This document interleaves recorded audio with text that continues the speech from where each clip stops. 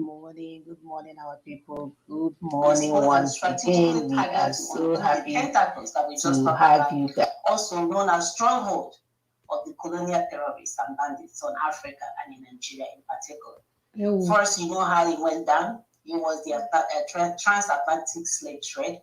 Then they came for our raw materials for the Industrial Revolution. And then they turned us into a dumping ground for all.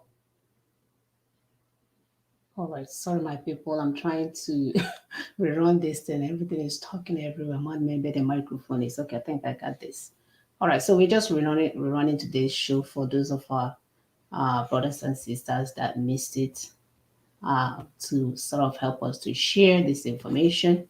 And those I want to watch it again. So we're just adding for today's show.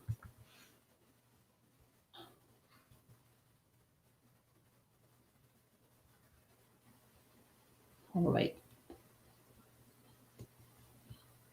Guys, we just celebrated our Thanksgiving here 2 days ago. So we thank God for all of you guys. You all are part of the reasons, our fans and our followers, you all are part of the reasons why we are celebrating, why we thank God for your lives.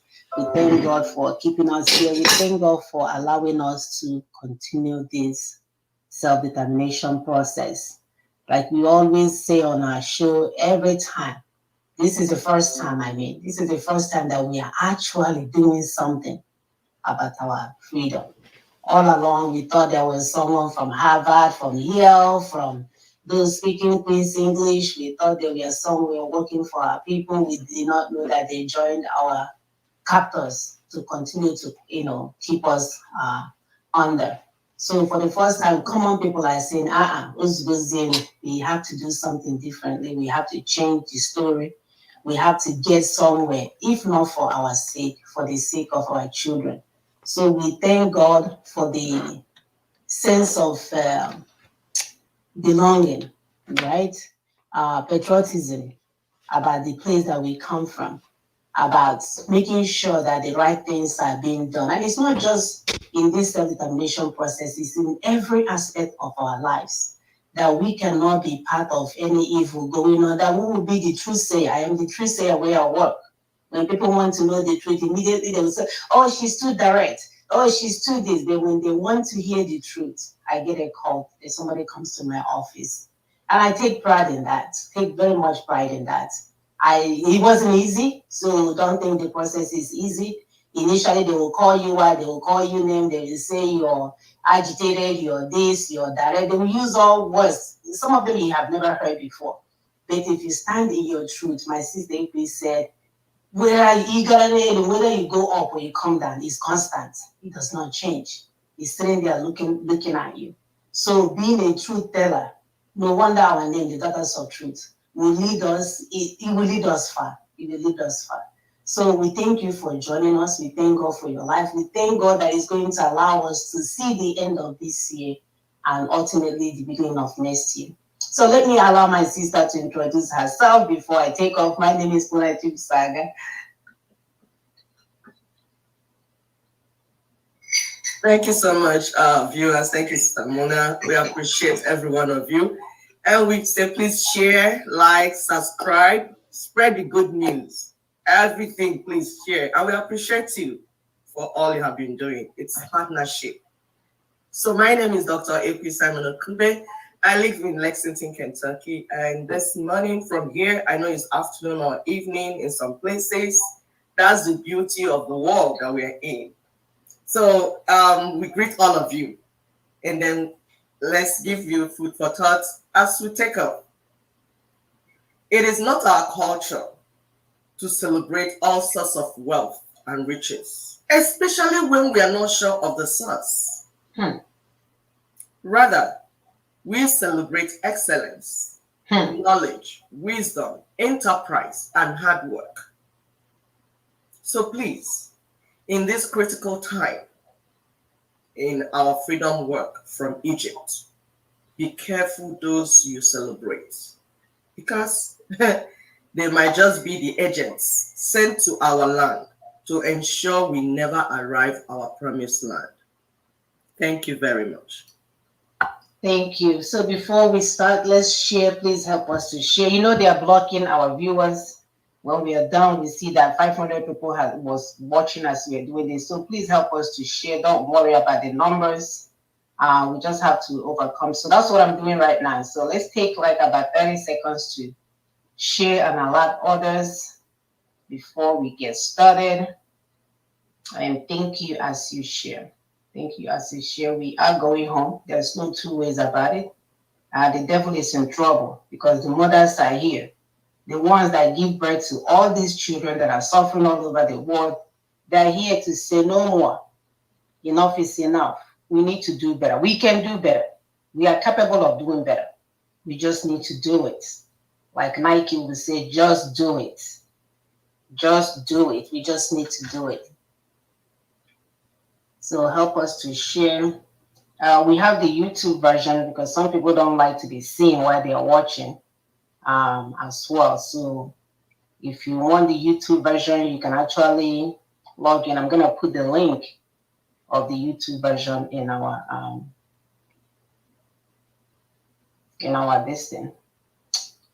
comment section so that you have access to it. For those that want to watch the YouTube channel so that they don't know that you're watching, which is fine. We just want people to get the message. So thank you as you share. So as our topic goes, you guys know that every week at the beginning of the week, we bring out our topic. And it's so funny how I was laughing with this baby the other day, how God directs this thing. It's not like, I don't know, I don't even have words to describe it. It's like whenever he feels like something pending, he will just throw it out there. We will be sitting on our own, minding our own business. The information will populate. And I'll cross his name and say, can you imagine what I just, she's like, oh, I just thought it's something. It's so weird. I don't even know how to describe it. So anyway, we are hoping that these things that we are doing is not our work. We hear more that we are working for the Spirit, the Father who will lead us home eventually.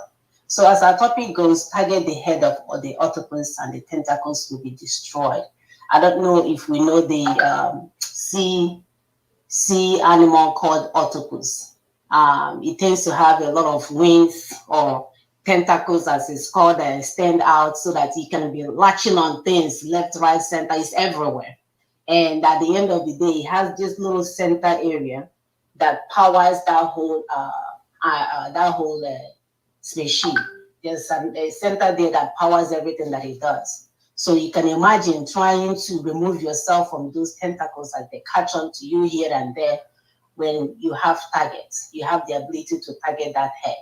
So that's where we come up with the topic, target the head of the octopus and the tentacles will be destroyed. So as our introduction goes, our sister Mia Motley, the president or the prime minister of Barbados, she said recently in her UN presentation that leaders must not fail those who elected them to lead. She went further to tell us that if 1/3 of the world prospers and the 2/3 live under siege and face threats, when will the leaders lead? I don't know if you guys understand that saying. This is deep. In our language, we saw the millennials. Not everybody, those smoking cocaine and Ukulumbre may not even know what she said. So today we are going to take our viewers on an electrifying ride that will expose and strategically target to undo the tentacles that we just talked about, also known as stronghold of the colonial terrorists and bandits on Africa and in Nigeria in particular. First, you know how it went down. It was the transatlantic slave trade. Then they came for our raw materials for the Industrial Revolution. And then they turned us into a dumping ground for all that they produce in order to make sure that our economy does not grow. You know, they even turned our money to nothing when their own currency is going up. So access to resources in Africa became a do or die affair for these people. They signed up with their colonial armies, warrant chiefs. Cultural assimilation enabled them to rule us by proxy, indirect rule. That's why even up to today, our people are still struggling. Oh, if I can go to London and change my name from Chidi to Chiti, and then I can become this, I'll be going to their church, I'll be praising their God, I'll be dancing their song, I'll be wearing their clothes. England became the new motherland to all our people. People were fighting to defend England. despite the fact that they are against us. The authority of the Queen of England became final. No more those of our kings and queens. If you guys recall when Diana had her wedding, I remember the whole, even people that didn't have food to eat, they are up all night watching a wedding that is happening somewhere else. I wonder what God felt that day. Hey! God, I see, this my children, or are these my children? But thank God, suddenly we realize there's nothing special about these people. They use the toilet, they pass gas more than anybody else. They're even constipated because they don't eat vegetables. They are just humans, just like we are. So some of our brothers that recognize this, they started nationalism activities, wanting to get freedom from their people, knowing that these people, they will never stop. It's like, what is that lies that sits in your head and just be sucking your blood, doing nothing, all it's doing is just sucking your blood. You make the blood, it sucks the blood. When they see that we are not relenting, our brothers and sisters, we are like, come and go, this thing is not working. This commonwealth you created here is not working. They turned around and gave us fake independence and handed it to Africa with all the ammunitions to make sure that that independence does not succeed. As we are watching, thinking, oh, we got something, it was followed by Cold War, neo-colonialism projects, and series of coups to install their stooges as our leaders. That's why they give them access to come and dump their money here. I remember when Buhari was in, not Buhari, but Babangida, he bought so much buildings in the Atlanta area, and they were showing us to us here on TV. And you're wondering, how can they allow someone to steal another resources or their country resources and bring it to another person's country, and they are okay with it? They called it investment, irresponsible adults ruling the world. Then they shadowed the financial system, all in the name to crumble our economy completely. They did not stop there. They did not stop there. They create avenue to make sure our people believe that the only thing that is good, it has to come from the Western world. Even when their food is killing us.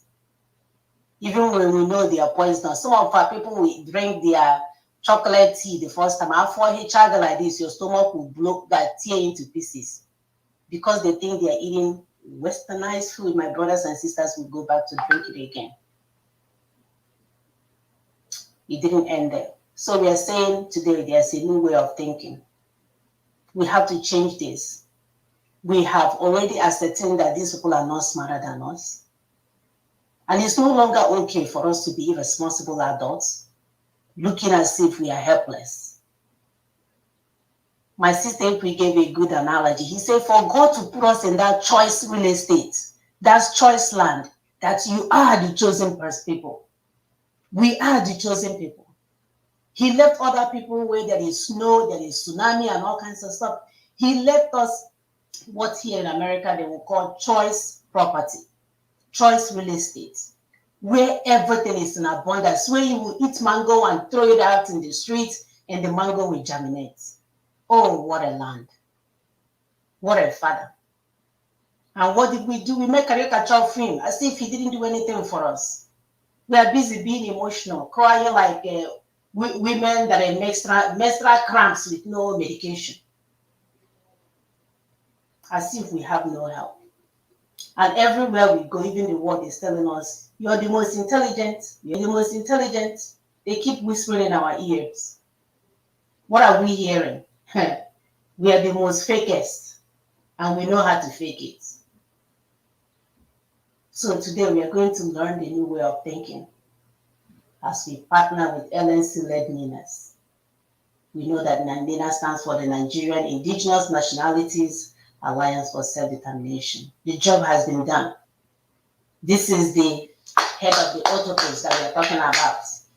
And all these other vices that we mentioned are the tentacles holding us down, whether it's their religion, whether it's their English speaking, whether it's their fake Harvard degree that my brothers and sisters will finish, they will not use it to do one thing for their people, but to deceive them.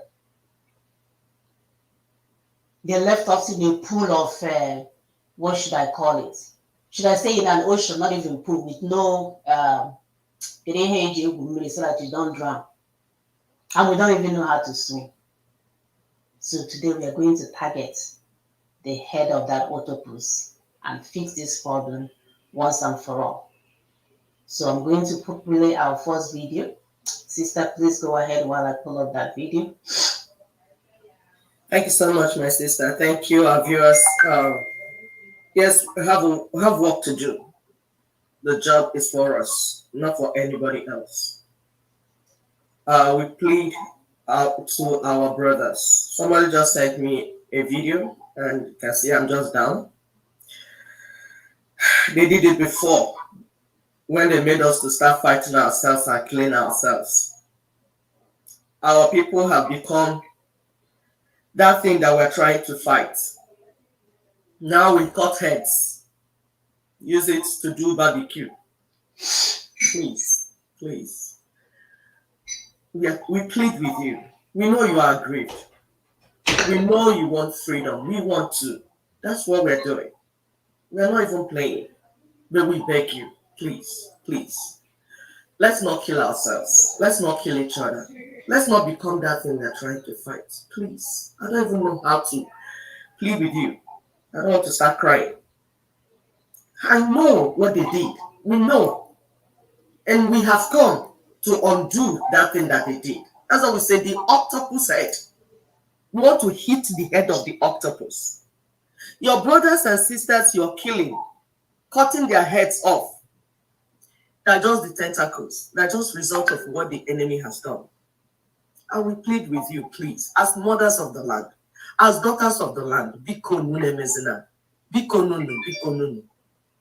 Obi jironu, biko numunem, obi jironu, biko nu, biko nu. We are working on this.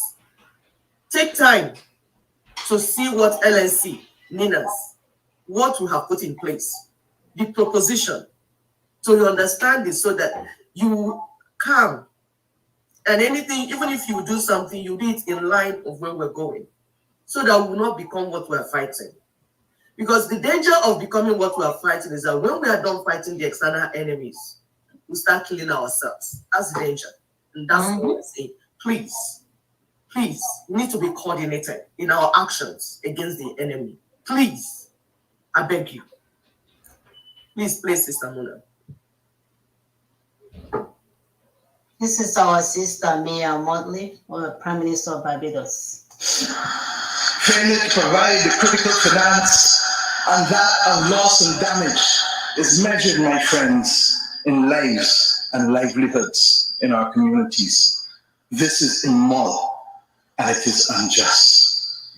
If Glasgow is to deliver on the promises of Paris, it must close these three gaps. So I ask to you, what must we say to our people living on the front line in the Caribbean, in Africa, in Latin America, in the Pacific, when both ambition and regrettably some of the needed faces at Glasgow are not present? What excuse should we give for the failure? In the words of that Caribbean icon, Eddie Grant, will they mourn us on the front line? When will we, as world leaders across the world, address the pressing issues that are truly causing our people angst and worry, whether it is climate or whether it is vaccines? Simply put, when will leaders lead? Our people are watching, and our people are taking note. And are we really going to leave Scotland without the resolve and the ambition that is sorely needed to save lives and to save our planet?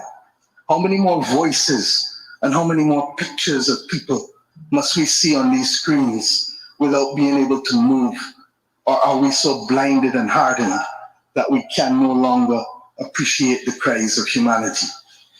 I have been saying to Barbadians for many years that many hands make light work. Today, we need the correct mix of voices, ambition, and action. Do some leaders in this world believe that they can survive and thrive on their own? Have they not learned from the pandemic? Can there be peace and prosperity if 1/3 of the world literally prospers and the other 2/3 of the world live under siege and face calamitous threats to our well-being. What the world needs now, my friends, is that which is within the ambit of less than 200 persons who are willing and prepared to lead. Leaders must not fail those who elect them to lead. And I say to you, there is a sword that can cut down this Gordian knot, and it has been wielded before. The central banks of the wealthiest countries engaged in $25 trillion of quantitative easing in the last 13 years. 25 trillion. Of that, 9 trillion was in the last 18 months to fight the pandemic.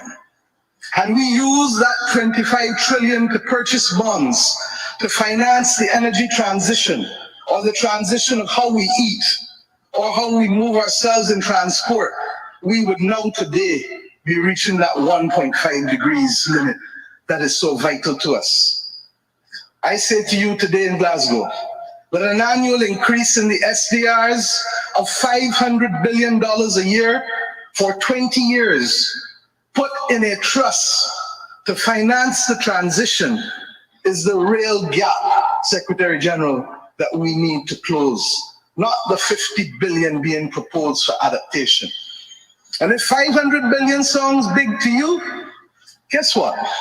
It is just 2% of the 25 trillion. This is the sword we need to wield.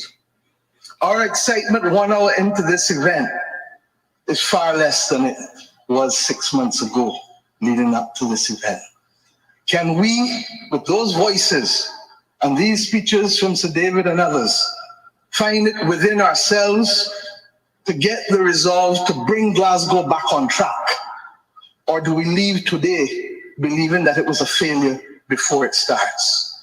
Our world, my friends, stands at a fork in the road. One no less significant than when the United Nations was formed in 1945. But then, the majority of our countries here did not exist. We exist now.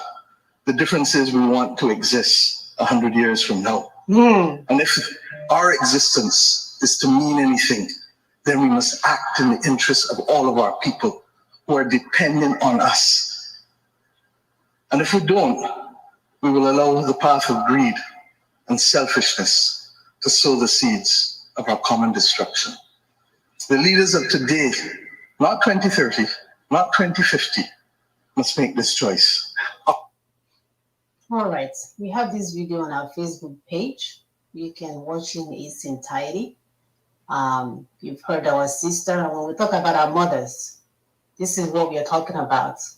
Go and listen to that conference that they had and see who spoke passionately about humanity in general, not what they can get for their people, not what they can get from their country, not who they can subjugate. While they play games, China is in Africa taking over countries. China is in Africa doing the unthinkable, and yet we have UN. Under the same UN, another genocide is brewing, and they are busy running around in circles. So thank you, sister. My sister, go ahead. Thanks, my dear. We're calling on our mothers, our women. We can't afford to be quiet anymore. About women did it, 1929. If our mothers could rise to the action, to the occasion, how many years ago? How much more the mothers of today? Will you say you didn't go to school? What will be your excuse? That you're not educated? That you can't speak English? That you don't have money? What will be your excuse? There is no excuse, daughters of the land.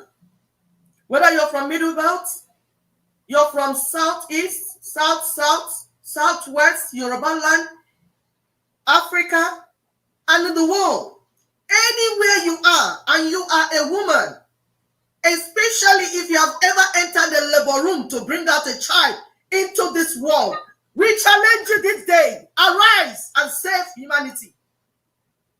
You listen to our sister. She said there has to be a correct mix of voices, ambition, and action.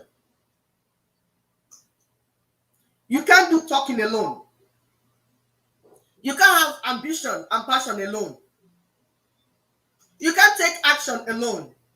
They have to be coordinated and properly balanced so that you will not become what you're trying to fight. We say it again, it's so crucial. Because the thing about human blood is that once you begin to shed human blood, it will enter your mind and you will continue to kill and you won't be able to stop. That is the danger of becoming the barbarism that you're trying to stop. We agree they have done us bad.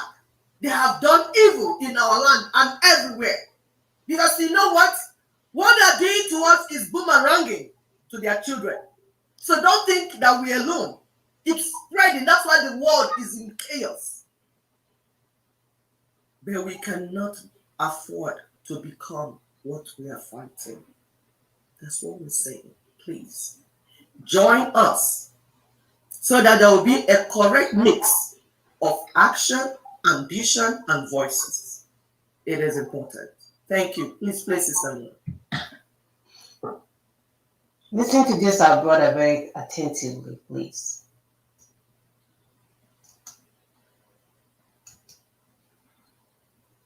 Word.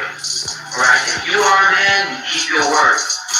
And now all of the black people in this country are demanding, and even the black people in the whole world are demanding, is that you keep your word. You told us we were free. Well then, show us that we're free. You told us that there is justice, equality for all in this country. Well then, stick to your word. And let us see the justice and equality for all. Or else admit to us that you're not a man, you're a worm, you're afraid of us, you're afraid to give us equal stand. You're afraid that if you give us equal ground, that we will match you and we will override you. And if that's what you're afraid of, then tell us that's what you're afraid of. But don't keep hiding it from us and holding this up to us, and every time we ask you for something, you give us a little bit of something, and it's all tokenism. We don't want tokenism. And there are most black men in this world that don't want charity. You can sell things, your talents, theories, motivation, and even the sound of your own voice. Squarespace is everything you need to sell anything. You know they have to add that in there. Like, And every time we ask you for something, you give us a little piece. You're playing games with us. We're not children. We're big men. I've seen my father have to put up with all kinds of stuff. He was a big man. He raised a family. He went down south, and he had to go around to the back door with his wife. We're not asking for anything. We're not asking for any favors. All we want is what's ours. Now, there are many black veterans who are coming back, and they're mad. They're angry.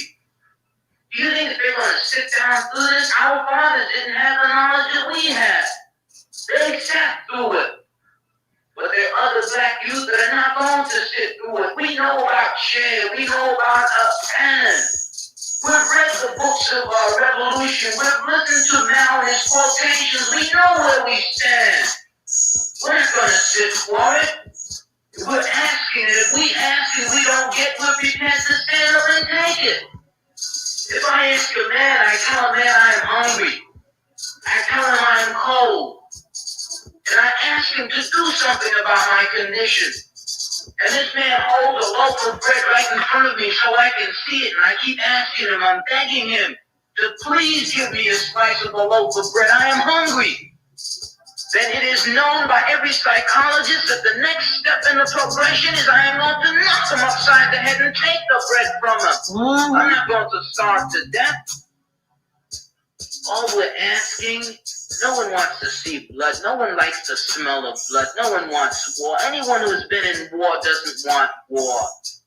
Everyone knows what it is to see the inside of a man's gut hanging out and see your friends die, see relatives die. No one wants to regress back to the state of mind where you have to think it's all for the cause, therefore my mother has to die, my wife has to die, my brothers and sisters have to die. No one wants that. But you're pushing us to it. You're leaving us no choice. We're asking, we're begging. The students up at Columbia, they ask. The brothers down south ask. The brothers in Latin America, the brothers in Africa, they're all asking. All they're doing is asking. Our fathers asked. Our grandfathers asked. The presidents of our universities, our colleges had to go to your back doors to beg that their children be given just enough money so that they could be taught something to live off. And yet still they ask and ask and ask, and you refuse to give them anything. Now, we're just about out of patience. We're not going to ask anymore. The news media says that it's only the young that are militant, only the young that want this and want that. Okay, but we're 40% of the black population now. But we were a year ago, and still yet we're climbing. Before long, we'll be 50%, 55%, and then we'll have the command. We're not going to take it. We're not going to take sitting in rotten parks and places that just aren't fit for living. We're not going to take it. There's a limit to a man's patience, and everyone knows that God, Christ, heaven, everyone knows that what we're asking is not $1 million. What we're asking for is humanity. We're asking to be allowed to live like human beings.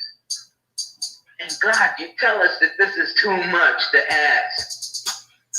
You're sick. You're definitely sick. How can you tell me that it's too much to ask to be a human being? Hey! So that's what we're saying. You see, this video, as old as this video is, this brother spoke for my brothers that are cutting heads in Southeast now. We've been pushed to the wall. And we said, we will not ask anymore. This is what this brother said. Imagine how many years ago he said this. He said, we've begged, we've asked and asked. Our fathers asked, mothers, everybody has been asking you people, stop this evil. And my brothers now have been pushed to the wall. They are beginning to do the unthinkable, what you never imagined. You pushed them to it. You politicians, evil politicians, you pushed my brothers to it. Church leaders, that you are there praying Christ, saying hallelujah in church, while my people were going hungry, while my people were trekking through Mediterranean Sea, swimming through Mediterranean Sea, through the desert, going to Libya, you pushed them to it. You traditional leaders, while the youth were crying, you pushed my brothers and sisters to it. You pushed our children to it. And we are saying, here is the head of the octopus. Stop going after the tentacles. We want to get the head. We told you here in this show severally that 1999 Constitution is the evil that is flowing, where all the evil is coming from. We told you it needs to go down. We told you Nigeria is the evil that was manufactured to keep us and our children down. We told you. Morgano, Professor Morgano, speaking English, we told you. Professor Ludo, the economist, we told you. 1999 Constitution needs to go down. We told you that if it does not go down, you will see evil in the land. Now we will get you through this next video. It's about 45 minutes video. We're going to go through it in segments. While we're taking our time to do this, so that please share this video. Share this video. We want to go sequentially. We want to tell people to know that we know what happened to us. And we want to take everybody on that journey from stage 1 to stage 2 to stage 3 and everything to where we are now. And why this is the solution. Why the solution, the Nina's proposal is the solution on the table, the only solution. As we are now, chaos is already breaking out. Evil is already happening, so we do not even have choice to play around. You can't play the games anymore.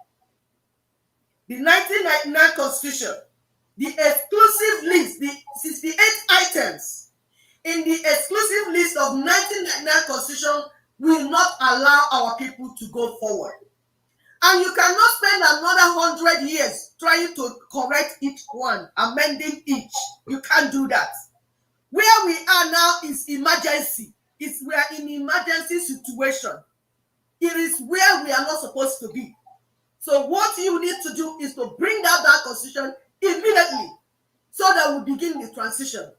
If not, what the boys are doing in Southeast, there's no stopping. No, they're calling you. Coming to the theater. It's coming to the theater near you. Exactly. We did not send them, but we are telling you that there's no stop. Because even from our profession, we know when a human being has been pushed to the wall, they can't go back. They snap. Once they snap, it's over. There's nothing else you can do. So that theater, like my sister said, the theater of blood is coming close to you. You politicians, they are coming to you one by one. These children have been radicalized. These children have been turned into what we are not. You politicians, you've been playing with the lives and destiny of our children. They are coming for you. You church leaders, Reverend Father, Reverend Mother, Reverend Priest, Bishop, all of you, playing game with Rome, playing game with the Pope in Rome, playing game with the Canterbury, Archbishop of Canterbury, playing game with all the GOs, Adeboye, Amadoyo, Obuboyo, Ojuboyo, or Subanjo, or whatever you call yourself. You have been playing games with the destiny of our people. You traditional leaders, you have been sabotaging all our efforts to see that our children get a better life. Since from Biafra genocide, you've been playing games with the enemy. We said that evil that you have sown, the seed has manufactured. Mburuomu is coming for you people, and there's no stopping. This is when to listen to Ninas. This is when to listen to Tony Nadi as he gives you the brilliant proposition on the table, and we move with it. We can change this today. We can. We can. And yes, we can. Please go ahead, Sister Mona. Thank you, sister, for that. It was very romantic. This year, 17 African nations mark 50 years of independence from decades of European colonialism. One continent hungry for another's riches. European imperialism in Africa set up the continent to be raped, its resources just sucked out. The dreams of the independence era were to be short-lived. The initial euphoria disappeared very, very quickly within a year, maybe 2 years. This is a story of mass exploitation, of the ecstasy of independence, and of how with liberation, a new scramble for resources was born.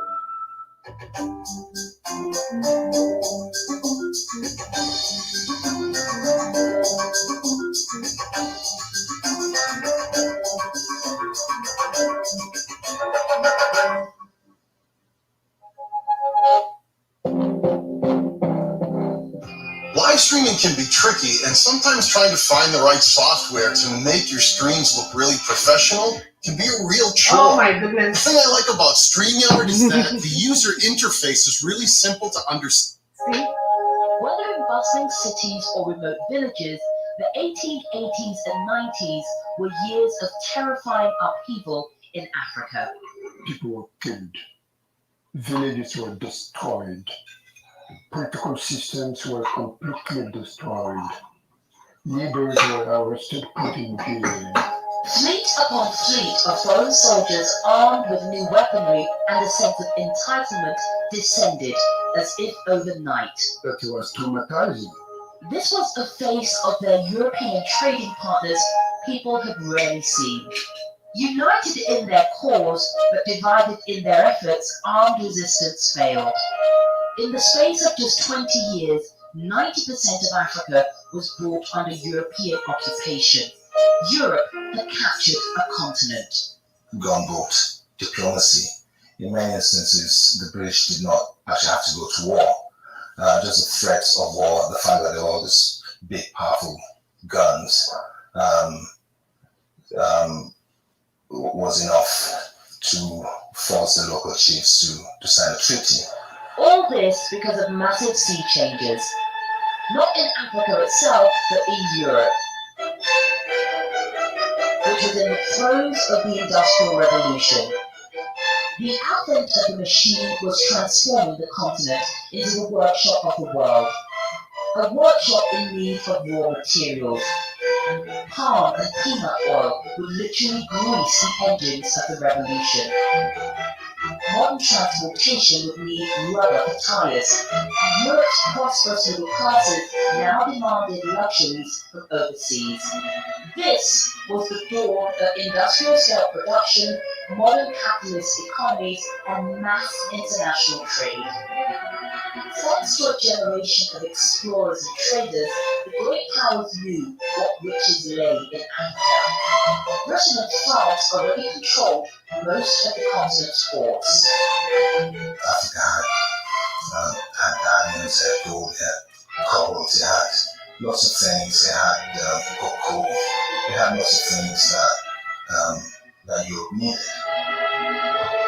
But in the new industrial era, the value of Africa rocketed, not only for materials and strategic trade routes, but also as a market for the goods it now produced in bulk. Africa was an opportunity. The Africans wanted to trade right from the word go. They wanted to sell their labor. From Malawi and northern Rhodesia, they used to go down into South Africa. You had a movement of people. People wanted to learn. They wanted to meet each other, so it was a natural thing that the outside world should get involved with Africa. But the scramble for Africa wasn't just about economics. Colonialism had become the fast track to political supremacy in Europe. Britannia may have ruled the waves, but Germany was rising after victory in the Franco-Prussian War. Meanwhile, the defeated French Empire sought to regain its glory, and a new unified Italy was also growing in strength. Europe was a continent in the ascendancy, whose nations were vying for supremacy. And back in Africa, their competing imperial armies were pushing inland. And this looked set to bring them into major confrontation. The rival powers convened around a conference table in the German capital, and in February 1885 signed the Act of Berlin, an agreement to abolish slavery and allow free trade. But the Act also drew new borders on the map of Africa, awarding territory to each European power and turning trading partners into subjects of empire. It legalized the scramble for Africa. What it did was it carved up what are thought to have been about between 6,000 and 10,000 political units in Africa, and they were then carved up, often cutting peoples in half, water tables just sort of cut off from their sources. It was complete geographical madness. Simply drew lines on the map, places where they had not even been yet. They had no idea what was there. Africans were not aware that there were conferences being organized in Berlin to determine about them. No, they did not know about it. They only saw the consequences. But the governments of Europe were at pains to stress that their forays into Africa weren't just the product of vested interest. But beneath train tracks and shipping lanes lay a moral justification which caught the public imagination. And they justified it by saying that they were bringing civilization and Christianity to these benighted, primitive people. The white man's burden beautiful language. So the European politician and the theoretician of colonialism to explain to their people why should we send our children to Tonkin, the Gulf of Tonkin, to Vietnam? Why should we send them to die in the malaria-infested part of Algeria or Black Africa and so on? White man's burden. We have to bring them the light. Did you hear that? Partnership with the church in Africa offered the colonialists an insight into living conditions and the social services that would be expected of a supposedly benevolent empire. The highest level of also criminality. gave us a moral pretext. Europe had long harbored an image of the dark continent, wild, exotic, and in need of enlightenment. For Christian missionaries and for many colonialists, their project was a humanitarian one. I didn't see the colonial service as racist. Of course not. Come across real racism in Southern Rhodesia and South Africa. Well, when I was at school in South Africa, I had no African friends. There was no contact between white people living in South Africa at that time and African people on a basis of equality. It was all master and servant. And these were the days of apartheid.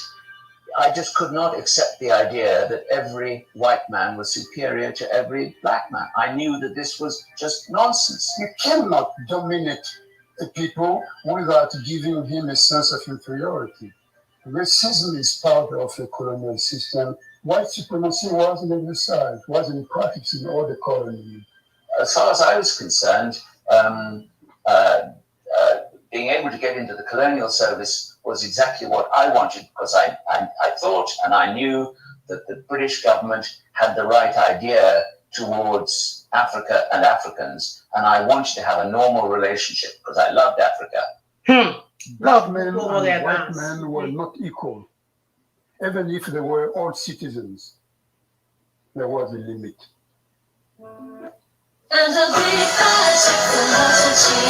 That was putting on break. Are we where we're breaking yet?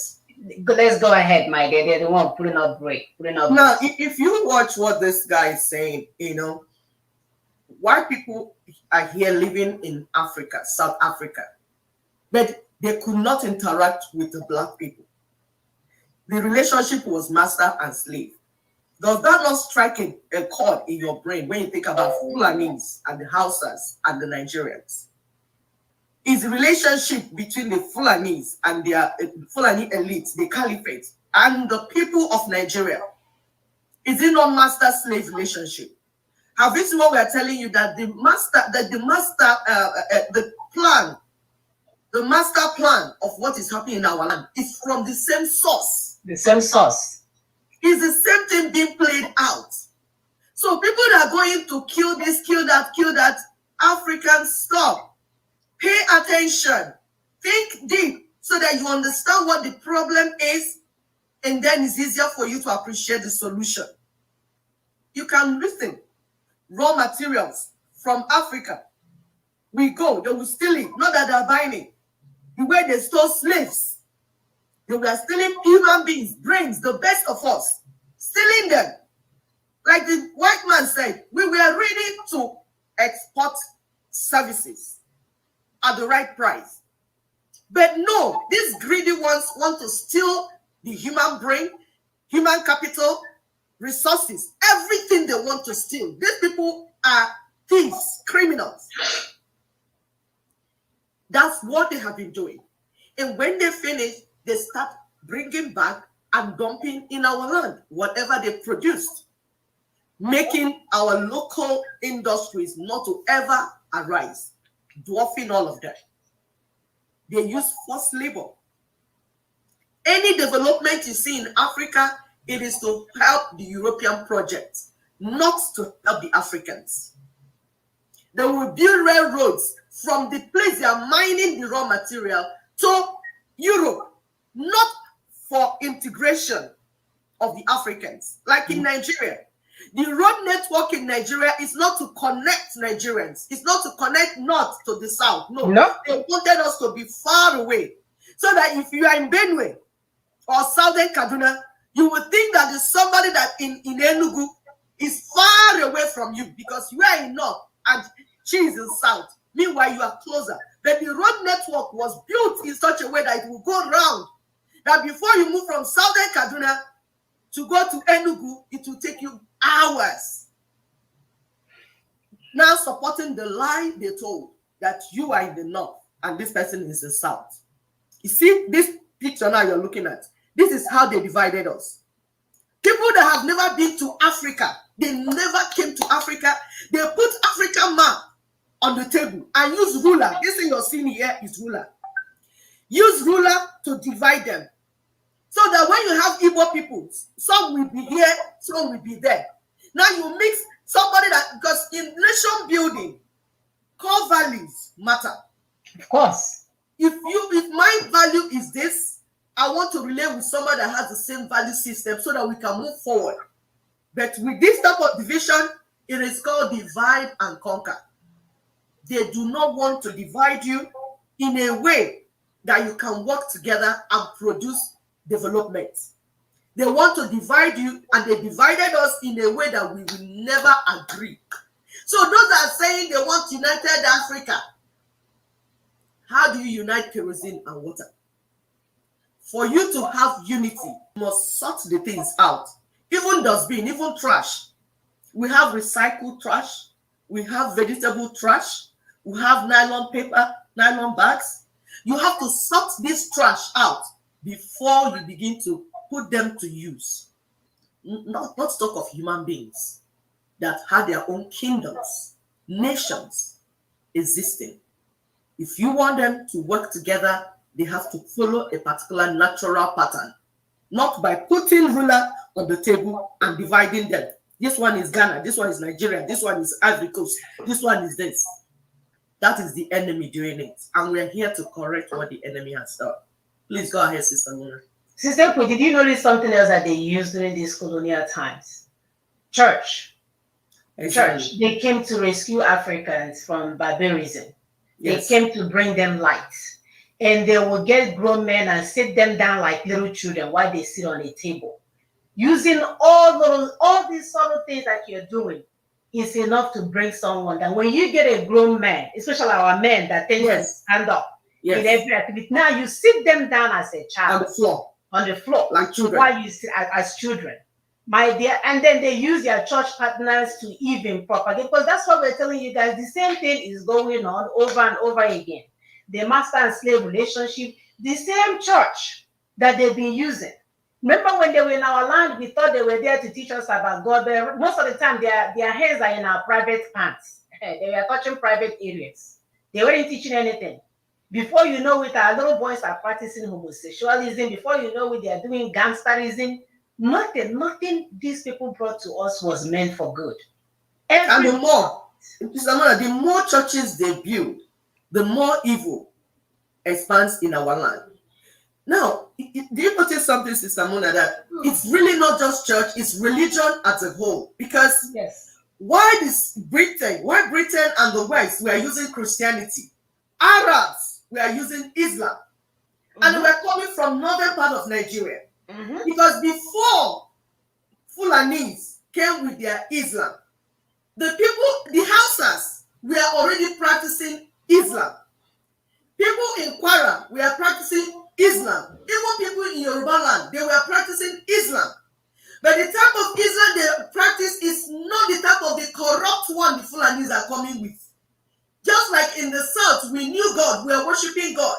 But the corruption they wrapped as Christianity is not the real Christianity that left Jerusalem. It is not. It's the corrupted version. So we're not saying that people should not worship their God. We're talking about corruption, corrupt practices.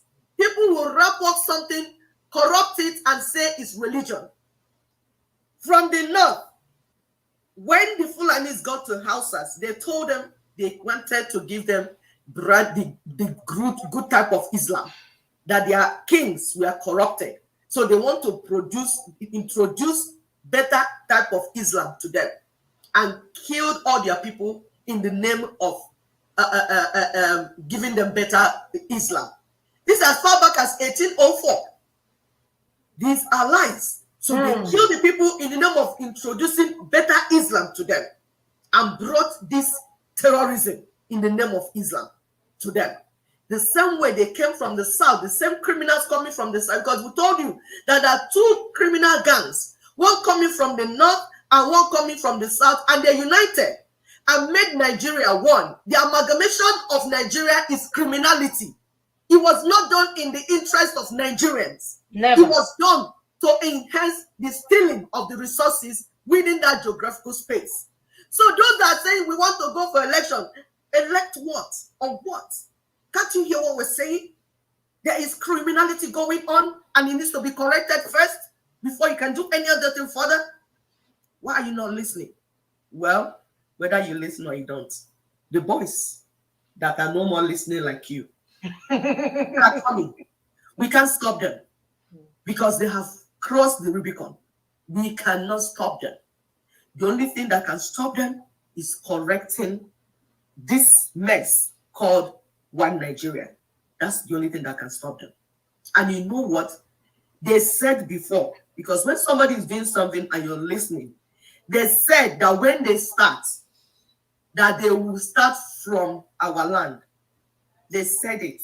They said they will not bother to start pursuing the Fulanis, that they will start with our politicians, our church leaders, our traditional leaders that are corrupt, working with the enemy. That's what they said. And have you seen that they started it? And we are calling you, come, let's fix this thing. Anarchy is breaking out. Sister Mona, please go ahead. All right, we'll continue with the video. We must learn, my people. We're not going anywhere. God has given us a comfortable chair to take our people home, and no gates of hell will prevent it. Whether they are listening or not listening, we're moving forward.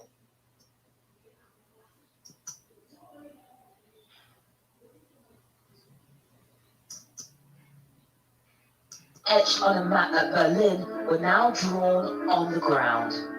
Between them, Britain and France had the lion's share of territory.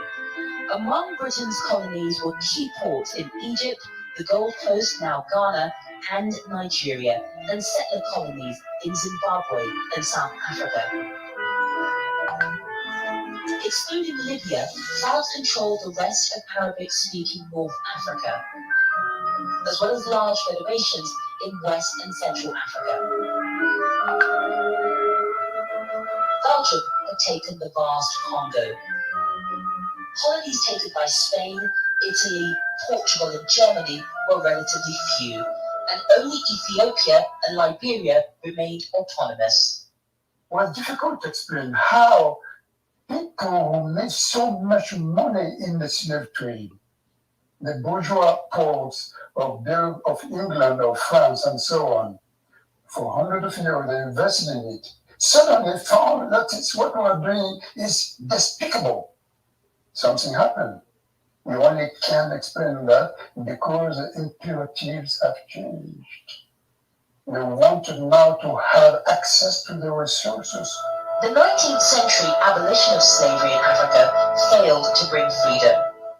Instead, once colonial armies had expelled the slave traders, people began to realize they simply had new masters to serve.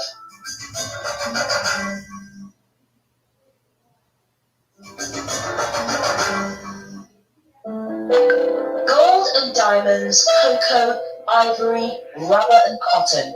Intensive exploitation swept through the continent as Africa delivered on its promises of untold riches bound for the dockyards of Europe. By the end of the 19th century, it had helped crown Britain the powerhouse of manufacturing, with a massive share of world exports, half of all cotton goods and 80% of all clothing. The French built their business plan on two materials crucial to industrial Europe, groundnut and cotton. But in colonizing the Sahara and staffing an elaborate administration, they struggled to see profits. All right, I'm gonna make this, you guys can see I have no control over this. If I run this now, they say I'm doing copyright and block my video. Now they are running their ad inside my own show. Who is going to tell them that it's copyright? Area, they wanted to assimilate a population. African towns were remodeled to replicate Dijon or Marseille. And the more French a person became, the better their chances in life. It was an attitude to Africans that they were proud of. But even the gift of citizenship wasn't quite what it seemed. I remember, I come from a family in which we don't speak French. But when we went to the elementary school, we had to learn French. So during the first year, to be honest with you, we just remained quiet. We learned how to recite the alphabet, and bit by bit we learned some French because it was forbidden to speak another language. The French ideal of cultural assimilation proved grossly misjudged. The colonies were founded by French military men to the exclusion of existing leaders. Their heavy-handed rule often created grievances among African subjects. But remote communities in places like Chad were able to evade the daily influence of French rule altogether. Only in Senegal, the seat of French West Africa, did a privileged few find a political voice. If the goal of building France in Africa succeeded in bricks and mortar, it largely failed in hearts and minds. The contact was a contact of inequality. In other words, we were made to believe as if we had no civilization, no culture. That was very traumatizing indeed. While the British rejected the French policy of cultural colonization, it still often happened in practice. For my father's generation, the relationship with England was completely uncritical, uncomplicated. They went to church, they had a British education, they loved Shakespeare, they listened to his World Service, and they were just, they spoke English with a kicked, actually, English accent, and they referred to England as a mother country, even though very few of them actually had the opportunity to travel to England. Aside from the settler states, most British colonies saw only a small clique of British officials installed. Main part of the job was to go out on village to village touring, and you'd go with the chief. You'd have meetings at villages with the village headman. You'd ask them if there were problems. You'd look at their crops. You'd talk about road development or a dam or whatever. You kept in close touch with the people, and incidentally, you would speak to them in their own language. It was terribly important to learn the local language as quickly as possible. The British mainly took indirect control by appointing local leaders to manage the colonial mission. But ruling by proxy created huge variations in practice and fostered enmity between tribes. And ultimately, African leaders working for the British lacked credibility in the eyes of the people. When the white administrator in his Bentley or in Rolls-Royce with a Union Jack appears, there is no question. There are no two sources of authority. There is only one authority. It is the authority of the king or the queen. Yep. One man at the Conference of Berlin walked away with his own private colony and showed what colonialism looked like at its very worst. King Leopold II of Belgium had originally founded a committee to civilize Africa, convincing the Berlin delegates that he merited a territory 2.3 million square meters in size, the Congo Free State. But instead of improving the Congo, his 23-year reign was so brutal that the population halved, while Leopold and his men amassed huge personal fortunes. Men, women, and children were forced to collect huge quotas of rubber for export. Those considered work shy could face a punishment of hand amputation or worse.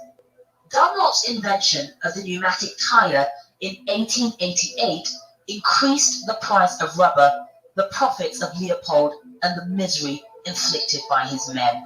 When you look at Congo under King Leopold, you realise the whole imperial venture in Africa could have been a great deal worse. I mean, that was just pure looting.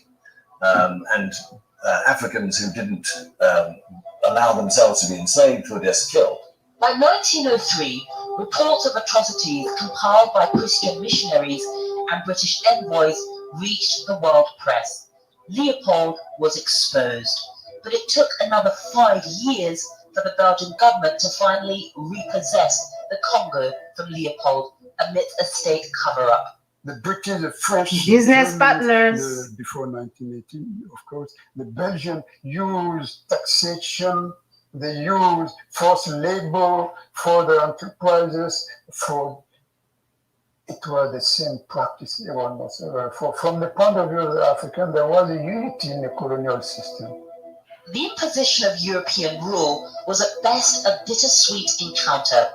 In many places, rapid development came at the expense of personal freedoms. Development designed to help the European project as much as to help African society. Roads were built, planned by the Europeans, the French or the British or the Belgians, does not matter. Roads were built, schools were built, with a taxation imposed upon the people. Colonization is always a system of high planning. Yes. But the planning is not done democratically. The planning is imposed by the masters. All the infrastructure that they built, the railways and the roads, were traveling from mines or plantations. Manually built. It was about sucking Africa's wealth out of it. And you can contrast that with India, say, where actually the railways and roads linked up towns. India was linked up internally. But in Africa, it was about getting the resources out. The struggle for Africa may have delayed conflict in Europe, but it couldn't prevent it. The outbreak of World War I in 1914 called on Africans to make the ultimate sacrifice for their mother country, even if they had never set foot on its soil. At least 165,000 Africans are thought to have died in the fighting. And in the Second World War, France and Britain's dependency on African troops peaked at around 500,000 men. The plunder of Africa's human resources have caught up with the plunder of the earth. Younger people from my generation were drafted to go to Vietnam. They fought in France against the Nazis, against the Germans. They fought in Nigeria, in Tunisia, against the liberation movement there. All right. So you guys can see. Steph, you can go ahead. Let me move this. Okay, my sister. So, people, you can see that it's not just Britain. France was part of it. Germany was part of it. For those that are asking Germany to come and build water for them, Belgium. These things they did together.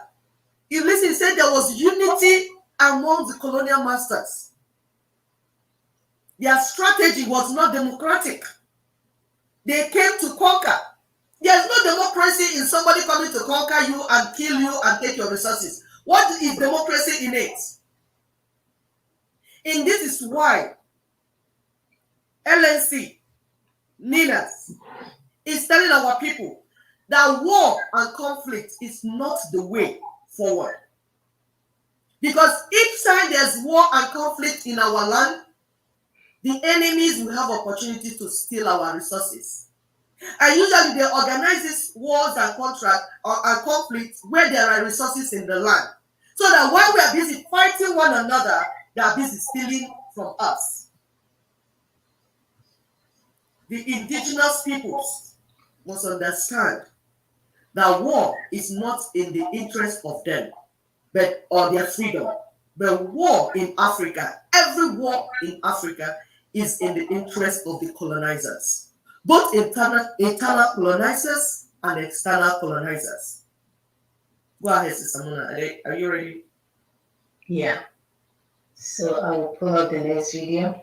I wanted to mention something about when they said that the key place that one of the key places that UK got from the division from the dividing of the African continent was Egypt.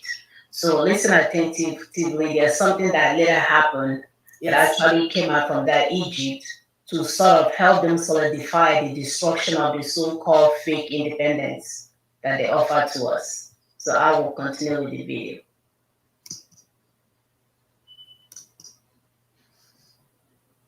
Of extension of citizenship to all people, regardless of his or level of education. The British began to appoint Africans to the assemblies in their respective colonies and so on. But it was too late to buy loyalty to the empire. War had released a powerful genie from a bottle: African nationalism. World War II was a turning point in terms of the relationship between all the colonized people of Africa, Asia, the Middle East, and Europe. Because World War II destroyed systematically the invincibility of the Europeans. They suddenly found that these white people who back home in Nigeria, they had sometimes deified, they basically lived completely unequal existences. And suddenly they found in places like Burma that they were just human as anyone else. They were brave, they were cowards, they did everything any human being did. And when they went back to Africa, my father's generation, quite a few of them became really politicized and took part in the struggle that ultimately culminated in independence. Africans were about to get a global platform for their struggle. With the war's end in 1945, the world powers pledged never again in the form of Fake, never again. The new UN Charter explicitly promised self-sovereignty with a committee dedicated to hear the grievances of colonized peoples. Throughout the 1930s, an economic depression had loomed over Europe, and the running costs of colonial administrations had soared since the start of the war. At the same time, Europe's economic crisis devalued the prices of Africa's raw goods. War-torn economies now buckled under the burden of running colonies overseas. The driver of colonialism once again became a catalyst for change: money. Britain was bankrupt after the Second World War, and it simply couldn't afford to go on running them. My grandfather was then working in the Gold Coast, and he was sending rice and groundnuts back to his 4 sons. From Africa. And they write pathetically grateful letters. Thank you for sending us this food. And I think the irony of that is amazing. Africa feeding very hungry Britain. But even as late as the 1950s, many in Europe allowed themselves to believe the empire could endure. The visit of the great white queen that helps the Nigerian imagination. Instead, the colonial powers were about to discover that exposing their subjects to world events had planted the seeds of their own rapid downfall. Ndori.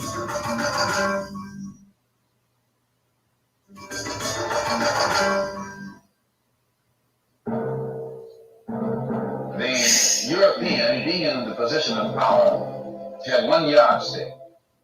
He didn't use anybody else's yardstick. His yardstick was the yardstick.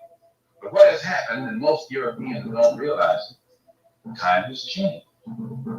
With this new sense of dignity and this new sense of self-respect, a new Negro came into being with a new determination to suffer, to struggle, to sacrifice, and even to die if necessary in order to be free.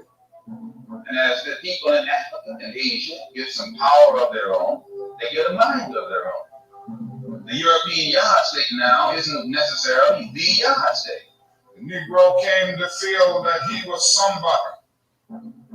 Race had emerged as the touchstone of the post-war world.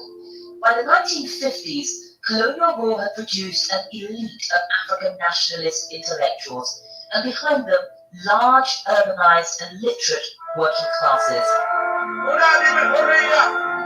Together, they witnessed the power of nationalism. In Egypt, where Gamal Abdel Nasser expelled the British, and in Algeria, where the resistance stood firm in its war of liberation from France.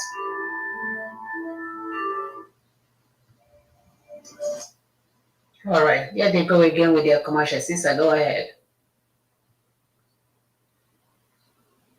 Thanks, my sister. Yes, we can see, pay attention to what they're doing, and which is why we tell our people that anybody promising you freedom or self-determination through full-blown war is either ignorant or very, very wicked, because you're playing into the hands of your enemy.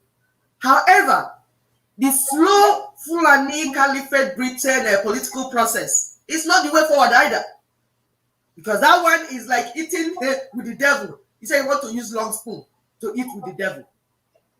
The devil will pull you in and eat you up too. With your spoon. With your spoon. So the way forward is to pull down the evil system. The colonial system in Africa must go down. Having Nigeria as one is the first sign that the colonial system is not down. So those that are saying one Nigeria, you don't understand what the issues are. And I refer again to the professors. Professor Soludo, Professor Moralo, all your professors, they know the truth because we have discussed these things with them. And if they are truthful and honest, they will know that what we're saying is true. But if they abandon all these truths and go running around with Fulanis, say they want to do election 2023, they are liars and they are wicked. And you know what? Wickedness shall come upon them for denying our people the freedom that they rightly deserve. We cannot continue in this system one more day. We can't continue in this system one more day. We did not create Nigeria. The colonial masters did. And if you continue to operate this one Nigeria, not the Nigeria that our forefathers negotiated, which was federalism, true federalism with regional autonomy. And each region had their own constitution. And 4 constitutions came together to work through federalism. They brought it down and brought unitary Nigeria with one constitution imposed on the people, the 1999 constitution. The only way forward from here that we're standing is to remove that obstacle to our freedom, that obstacle to our development, that obstacle to our prosperity. 1999 constitution imposed on us. It must be removed before you start talking any other thing. Before any other English anybody wants to speak, that thing needs to get out of the way. Then we begin to talk. If you don't do that, our boys are already out working. We did not send them. The hardship that you created sent them. Yep. So you better take responsibility of what is happening in Southeast. We did not send our boys that are cutting heads in Southeast. We did not send them. And we have begged them, please stop. But you know what? The hunger in their bellies is telling them something else. The backwardness, their destinies that you people have collectively ruined is what is pushing them. And at this point, we can't hold them back. They've crossed the Rubicon. And no matter how you want to shoot them, they are not stopping. They have nothing to live for. Nothing to live for. Because they are telling us that this life they have is not life anyways. That if you kill them or you leave them alive, it's the same thing. When a man is pushed to that point, my brothers, my sisters, you have not, English cannot work, especially this type of false English. The one that you know the truth and you're lying to yourself. And you know what? We know that those politicians, we know that you have all run away from our land because you have caused a mess and you have run away. The Tinibus, the Osibanjos, you have all run away to where you want to hide. But you know what? Your agents, they will hold your agents. So those that are still working for these politicians, those that are still allowing themselves to be used by these politicians, your political talk, we are saying freedom, you are saying another thing. Those that are still being used by these corrupt traditional leaders, those that are being used by these corrupt church leaders, we are warning you. What is coming to you is not within our hands to control. The genie is out of the bottle already. Come to the table. Listen to what Ninas is saying. Let's stay on the table to say this thing. We don't want your head to be under the table where we are discussing. We can't show some videos that were sent to us right now. We can't show it. We saw heads on the table. This is not even Fulanis coming. These people are inside us and killing us. and they are coming to you one by one. They have their addresses. They are coming to your rooms, your houses one by one. And we are saying this thing, oh, you shooting them with a helicopter from the air is not the solution. You brought APC to Imo State, and the boys are out of the bottle, and you are bringing more things to shoot them. You're not saving the situation. You see, all your lies and deception is over. Come to the table and come and understand what the proposal, the Nina's proposal, because that's the only proposal on the table. Every other thing that anybody is saying is how they will kill you. So if you know you're a politician and your life is important to you, if you know you're a traditional leader, you're a social influencer working for APC, you are the boyfriend and girlfriend of APC politicians, church leaders that prefer to carry cross, that there's no Christ on top of it. We are telling you people, this is when to make the discussion. Come, let's dialogue, so we can teach you the way to freedom that will stop this trouble that is coming. The rain, evil water is already coming. Is already in the land. They take it and they come for you. The only thing they will see is your head on the table. Go ahead, Sister Mona, please. Right. So as you can see, this whole thing was planted in our land way, way back, even before you and I got here. Way, all in the name for them to, finish up the process. So nothing has changed. They have not changed their styles. They have not changed their protocol. All they are doing is maybe personally changing the human beings, because when Awolowo dies or Azikiwe dies or whoever dies, they need to bring in another internal colonizer to continue the job of what they're doing. And if you look at in all of this, as all of this were going on back then, you can see that our women were nowhere to be found. Nowhere. The mothers, the ones that are giving birth, the ones that and the Belgium will cut off their hand because they want more rubber.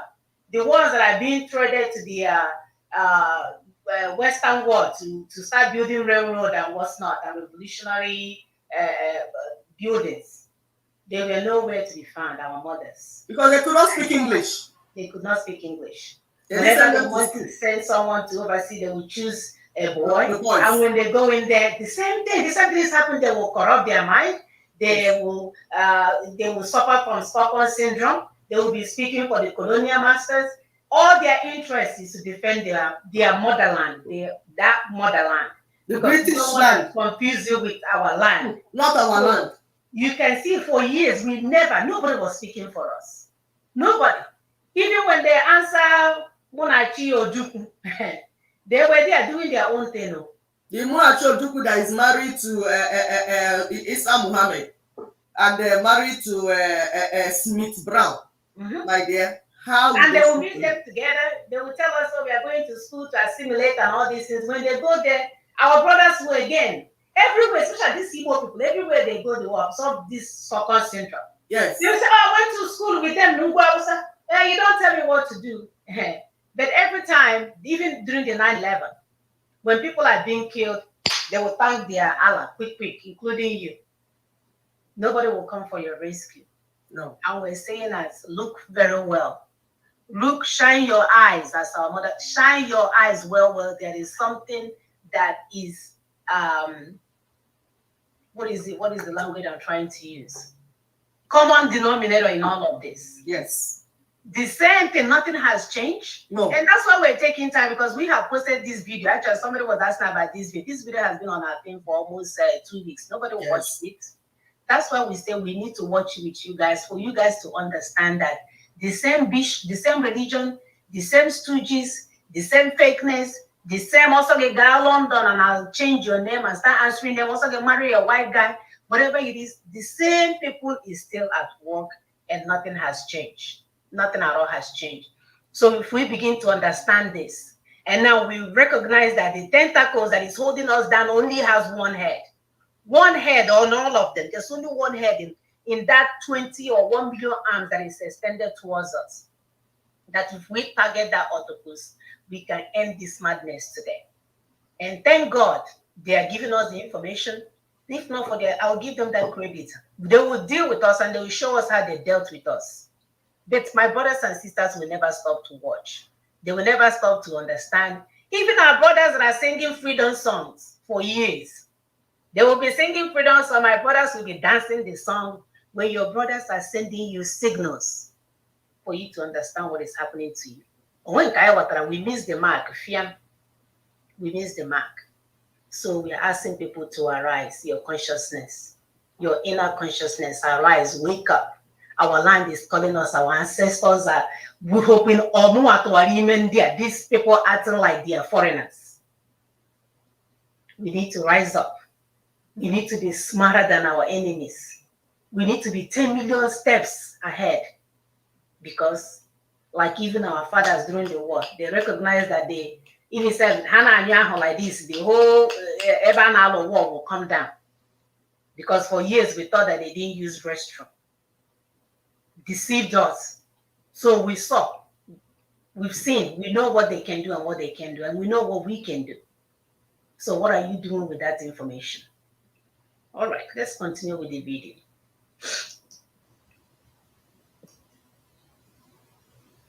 Civil rights movement in the United States and the nascent anti-apartheid movement focused the lens of world scrutiny on Black rights and spurred on colonized Africans in their call for self-sovereignty. I'm happy to say that in accordance with your wishes, arrangements are now in progress to turn Ghana into a republic. Ghana is free. In 1957, Free Ghana indeed. became the first sub-Saharan state to be granted independence by transfer of power to Kwame Nkrumah, widely considered the father of African nationalism. He was impressed by the United States. He was a student here. The American did something extraordinary. He said, the 13 colonies, instead of each one becoming independent, they came together, created a union. Power is in the union. That is what Nkrumah explained the American dream and the American realization and so on. So he dreamed for something like that in Africa. Nkrumah had inspired others with his vision of a United States of Africa. Men like Leopold Senghor in Senegal, Felix Houphouët-Boigny in Cote d'Ivoire, and Jomo Kenyatta in Kenya. Men who have received colonial education. Yeah. With the idea of Men that receive colonial education palatable to the voting public, European governments had little choice but to work with the nationalists. There was an indifference at this stage towards the empire, towards the colonies. And I found that really rather depressing. You'd start trying to talk about it in the pub and people say, oh, shut up, have another drink or something. There was just this idea that colonialism is wrong and needs to be got rid of. The pressure for wholesale decolonization had been building ever since the end of the Second World War. The tipping point came on Wednesday, the 3rd of February, 1960. The wind of change is blowing through this country.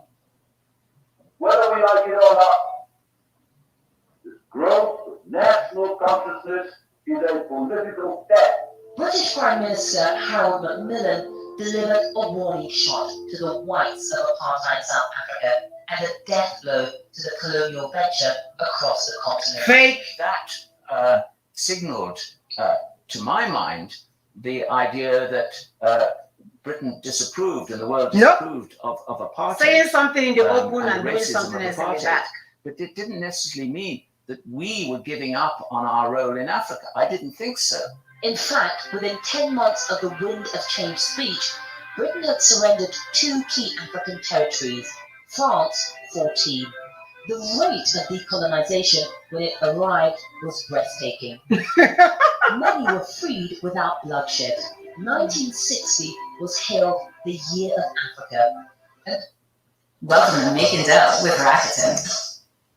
All right, let me allow this ad to run and then we'll continue. You can see this is on my medium. We're talking about the ad is running. So you see, no, it's done. It's done. Oh, okay. Continued into the next 3 decades. The transfer of power need not indicate that the Europeans suddenly realize that it's time to give independence to the natives of Africa and Asia. No. It is in view of the possibility of large-scale war throughout sub-Saharan Africa that the French understood that it was better to prepare to negotiate with the nationalists, and hence you have the liberation movement. Will you go back to the Congo one day? No, never. Do you think that it's finished for the Europeans in the Congo? Yes, I think so. But no sooner had African nations escaped the shackles of colonialism than a new battle for the continent was underway, the Cold War. Back when the colonial idea had Europe's politicians spellbound, the communists had opposed it. And throughout their years of struggle, African nationalists had found a powerful friend in the Soviet Union. These two great powers, America and Russia, began to carve up the world between them. Independence coincided with the Cold War, where it mattered whose side the president was in terms of this global struggle between Russia and America. And they both tried to organize coups to get their people in, and this was very destabilizing. The Congo's Patrice Lumumba was a hardline nationalist, labeled a communist by America. His game of Russian roulette appeared to have paid off when in 1960 he oversaw the handover of sovereignty from Belgium. He was to become victim of the position between the West and the East, between the bloc, Soviet bloc and the Americans. Because militia leaders with control of the mineral-rich Katanga province refused to be swallowed up in a wider republic led by the Soviet-backed Lumumba. Fearing their own material losses, the US and Belgium supported the rebels. And just 3 weeks after bringing the country into independence, Lumumba was captured by the Katanga militiamen, tortured and killed. So he became a legendary figure, not for what he did, but for what he could represent. Lumumba suffered warnings, including being forced to eat a speech, which he received in Spain to give the Congo its rightful premier. How? Congo's riches combined with global geopolitics have again proven a disastrous mix. And with freedom from overt colonial exploitation, the scramble for resources was driven underground. For a fleeting moment, the Lumumba affair raised the question of what in Africa would replace the strong arm of colonial rule, and whether national unity was achievable with hostilities bubbling beneath the surface. But in the excitement of independence, this was quickly forgotten. I suppose one of the ironies is that the European countries that were democratic didn't really introduce much democracy to Africa. So when independence comes and people can vote, many of these countries then politically exploited all sorts of political problems that have been suppressed by colonial imperial rule, then burst out, and many of them, like in Congo, practically tore the countries to pieces. I think it was a very unplanned thing, frankly. And it was only in the last year and a half or so before independence that all of a sudden, with independence looming, we started to have accelerated programs to train locals. Well, that wasn't enough. So in the end, we handed over to a country which was not properly prepared for independence. I think that we would have done Africa a lot of good by staying and preparing for another 5 or 6 years. But for Africans everywhere, decolonization couldn't happen fast enough. For that generation of Nigerians, it was just a feeling of complete euphoria, of triumph, of total confidence in the future of Nigeria. They really believed that Nigeria was, and all of Africa, I mean, they were Pan-Africans. They believed very much in the idea that the whole of Africa was going to rise from the shackles of the past. Dream, big hope.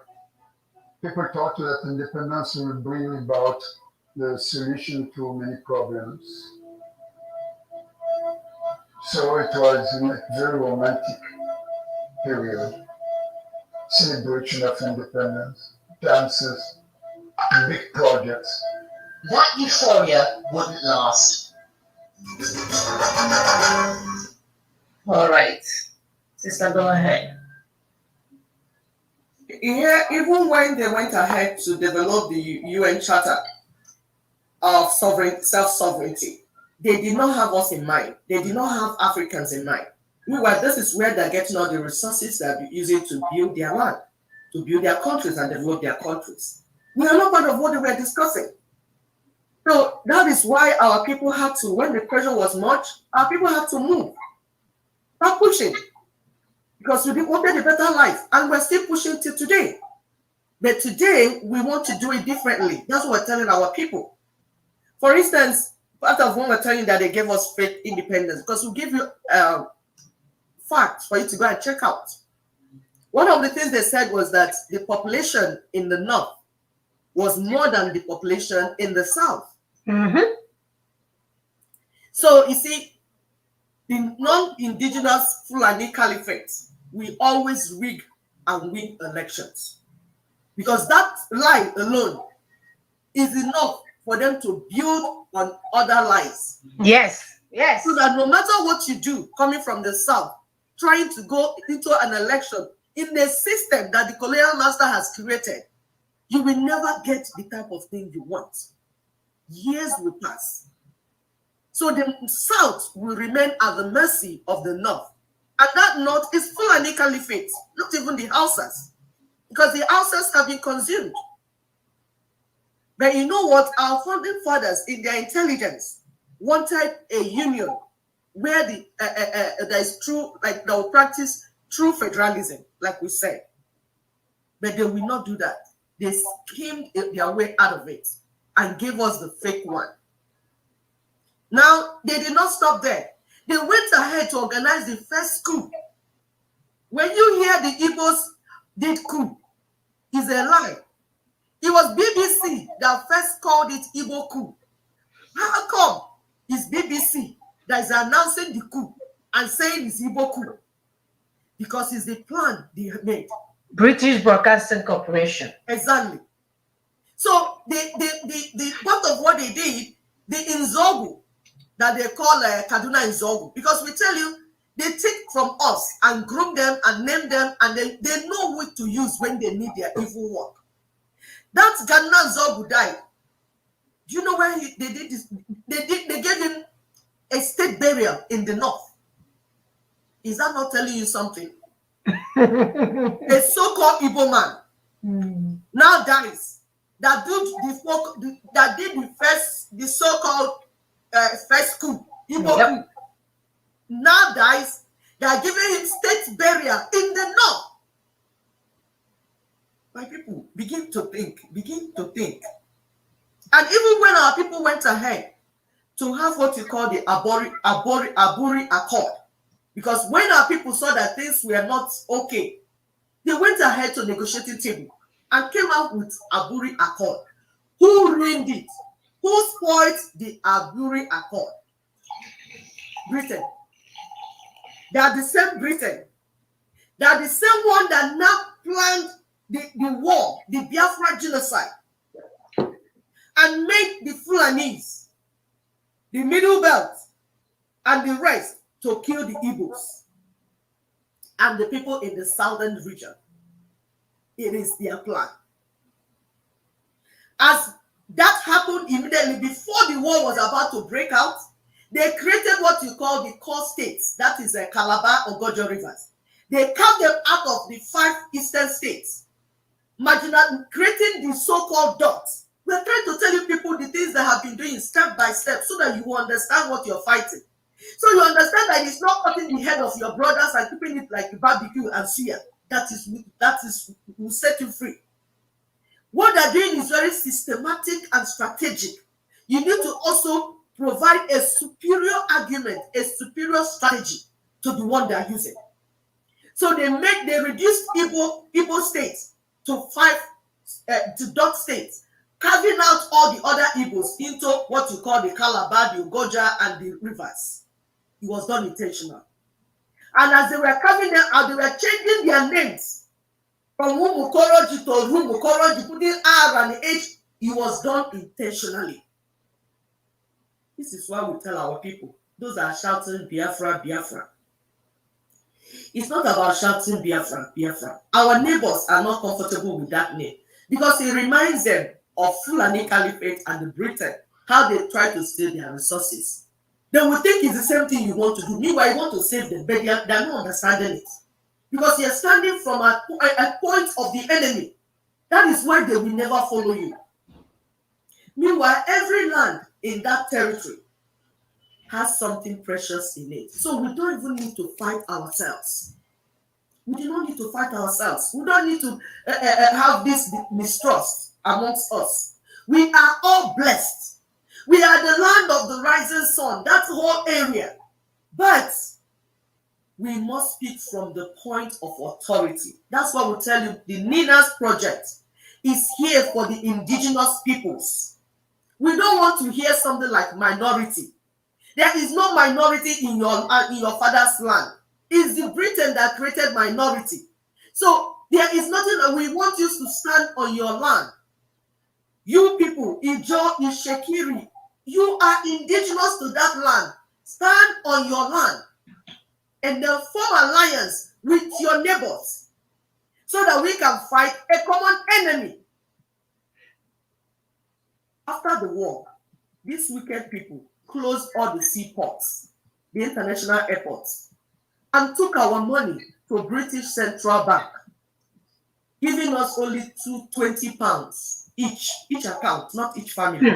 My dear, the level of criminality, this I don't even know how people, why are they even existing? Like what?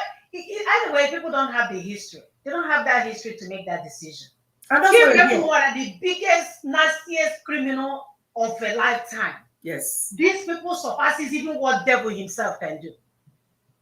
And they are making Nyanga as a prince and princess in the midst of the biggest armed robbery of our lifetime. Go ahead, my sister. I'm just blown away. These people are robbers. If this is not criminality, tell me what is criminality. There is no democracy in colonialism. There is none. These are robbers. Broad day robbers. They are criminals. They stole everything to their land. And then now come to kill us, the final killing. And somebody will say, oh, we are owing foreign loans. Let me hear you say it one more. What foreign loans are you talking about? The people that stole everything from our land. Now, after the war, they started mass exploitation of our people because, you know, the first time was slave trade. And people say, oh, slavery is not good. They now came with projects that will make sure we leave the land. Green card, winning, mass job. Admission. So that we can leave the land. They are thinking, how can God bless these people? What they're doing is switch. They know that where they are, it's just like Esau and Jacob. God blessed Jacob and gave him a good choice land. Now, through tricks, war, criminality, then they want to switch. Esau wants to switch with Jacob. That's what is going on, people. They are on birthplace. They are moving you and migrating you to their place so that they will switch over to your place. Are you not following it? Can't you see Chinese? Can't you see them coming to your land? There is a switch. What is going on is a switch.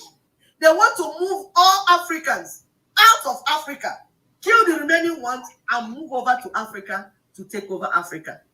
Can you fight your God? Can you fight your maker? Can you fight the God of the universe? We know you're godless. We know. We know you're godless. We know you don't believe in God. But you know what? With this one, this is a sign that we come to you that there's God in heaven. Because we know you're so wicked, you're so godless, you don't respect God, and God has warned us about you in the Bible. He said they were coming. God gave us all the signs. The Bible that people say is their own, it is not their Bible. That's the meaning of stealing. They stole the books our forefathers wrote, translated it, and took over.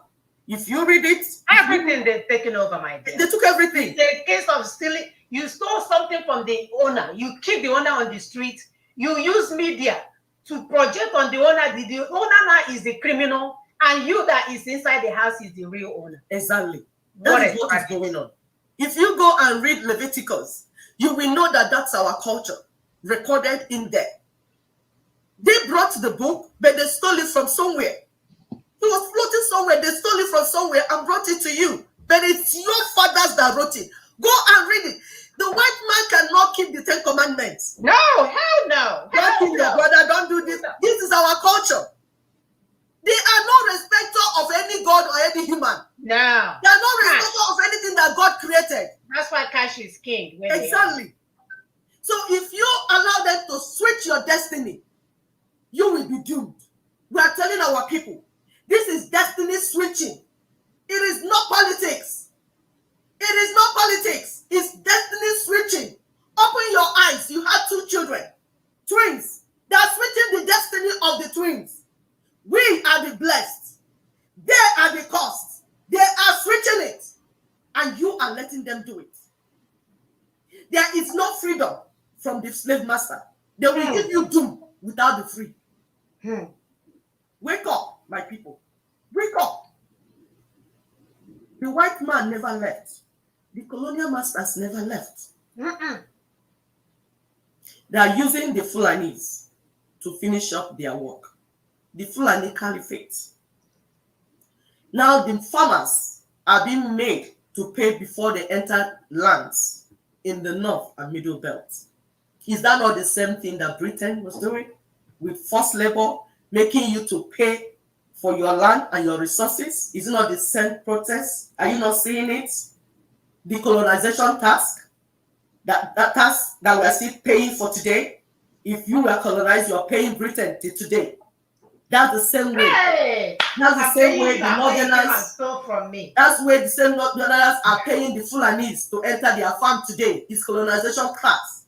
It's tax. It's just that they call it one leg is the same thing.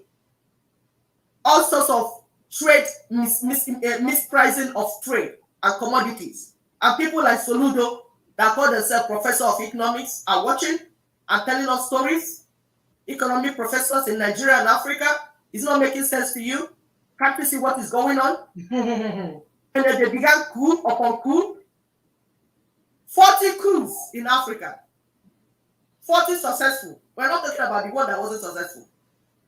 Are you not seeing what is going on? Are you ready? Please continue, Sister Mora. My dear, I'm flabbergasted. These people will steal. They are still stealing because we don't want to make it sound like it's in the past. No. But they will use their media to project Nigerians as 419ers, the criminals of the world, the fake passport carriers, this thing. But this is the monster that they created. All of this is coming, all of this thing is coming from their tentacles. Everything.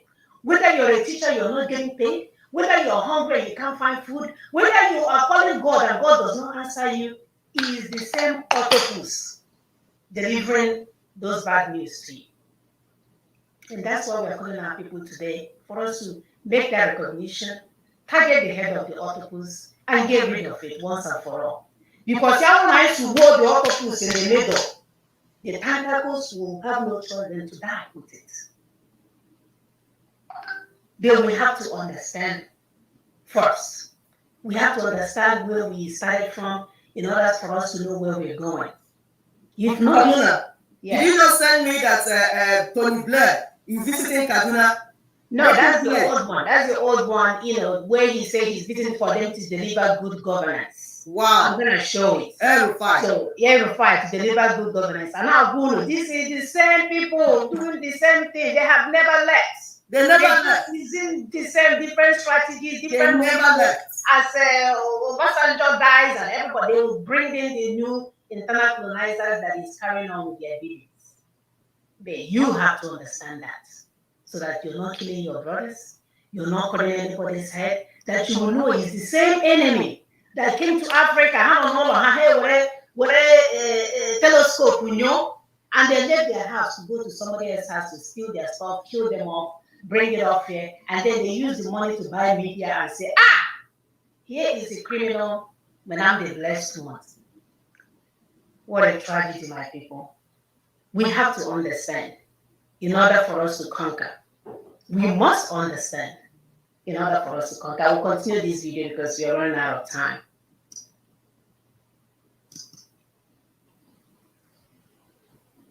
Right. So annoying. I think the 60s were a very violent decade, and sort of the initial euphoria disappeared very, very quickly within a year, maybe 2 years, and then from 62 to 1970, it was just one incident of violence, of carnage after another. It faded when the military began to seize power. And the military are not leaders, they are not political figures. They only are specialized in what? In the use of the weapon and so on. They have no political mission except to maintain the security of the country and so on.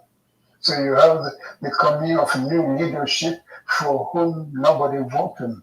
That was a terrible fact. Welcome to Making Dough with Rakuten. Today, Making dough from Rakuten. Let it run so that we can finish playing this video. As long as you guys don't block my video and say it's sabotage or whatever you all call it. The sovereign states of Africa, left with the legacies of occupation and the challenges of state building, were soon consumed by the power struggles. This video is by Al In Jazeera many on places, YouTube. militiamen overran the nationalist thinkers.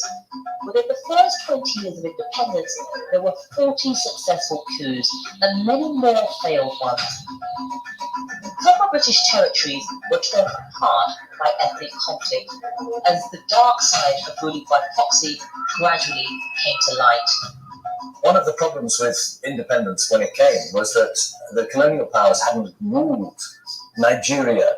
Nigerians as Nigerians, they ruled them as Hausa people or Yoruba people or Igbo people. They had been Kenyans as Kenyans, but it was Kikuyu, Luo people.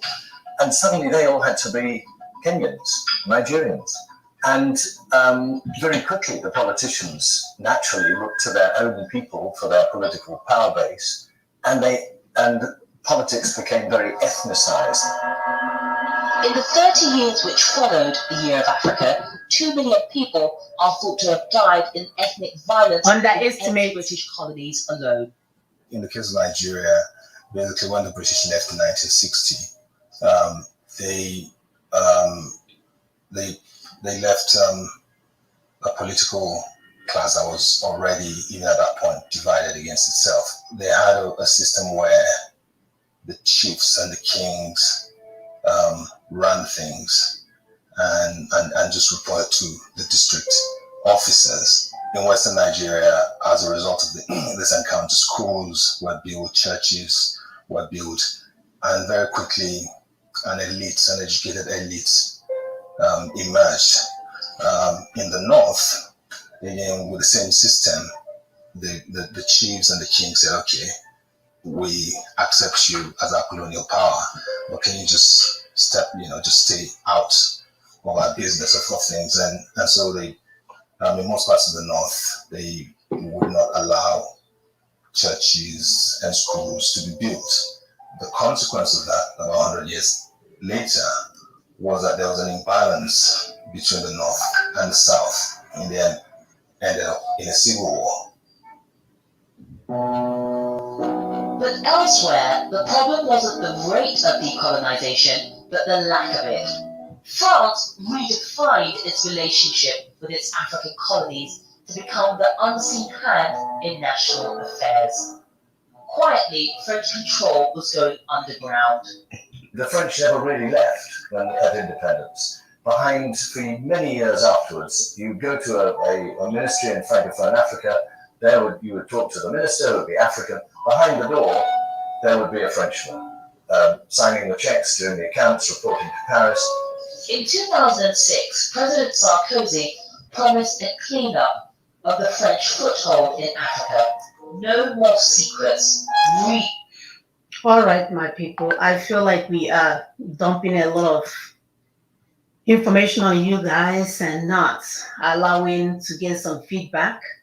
This video, it will make sense for sort of for us to finish it next week and allow you guys to put in your 2 cents, because this is overwhelming.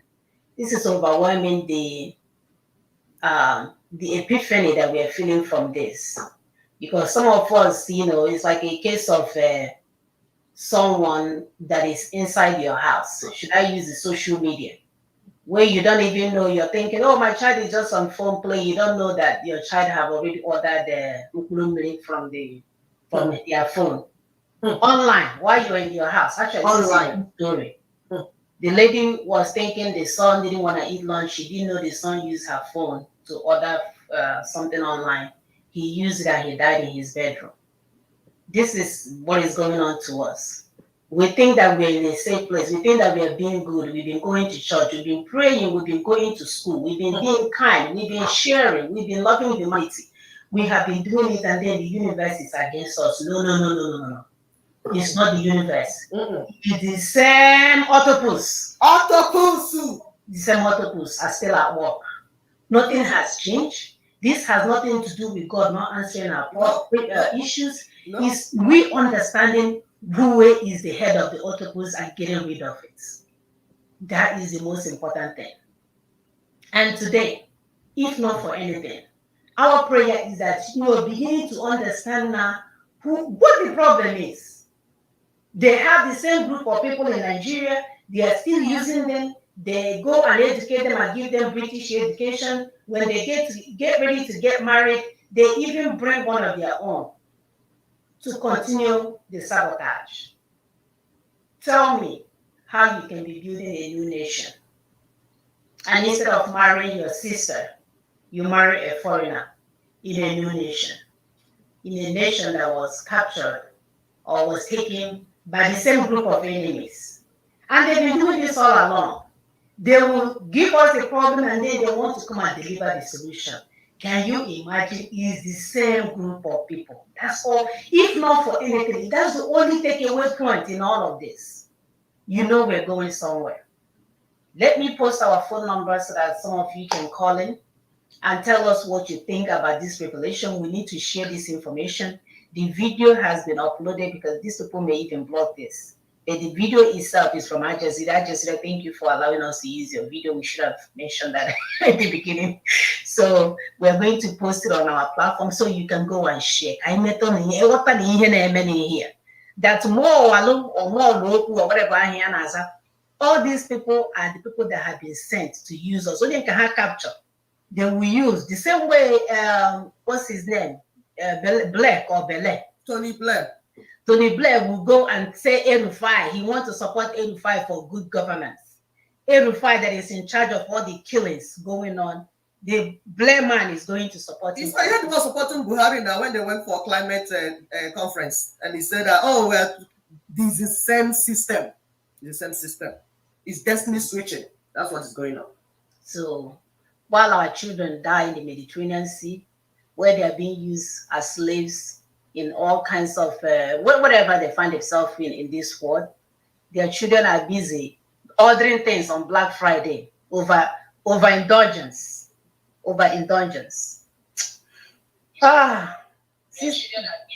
Sister, your name and where you're calling from, my dear. Go ahead, sister. Oh, okay. Sorry about that. Thank you very much. Happy Thanksgiving. I hope you guys had a good time with your families. And of course, I know I did. The turkey was so juicy with stuffing and mashed potatoes and all the other good stuff. So we thank God for this land, I must say. But however, we're still not gonna relent in asking for our own freedom in our own land. So we must continue. In summary, synopsis of the video, it's still the same story, like all your analysis has been going. It's still the same octopus with different tentacles. with when it comes to what happened to Nigeria, I believe from all the histories and all that the North resisted, and from their resistance, they were able to negotiate. Because let me tell you, evil people, they love resistance. If you want them to gain control of you, just let them, okay, whatever. They love that.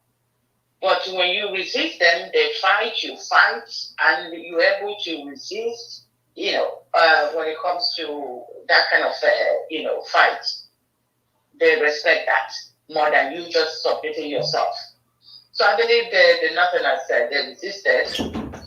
However, they helped them, of course, irrespective of whatever had, transpired that caused the war. The Britain helped the North, of course, led by the Fulanis, and they put us in a situation that we are today.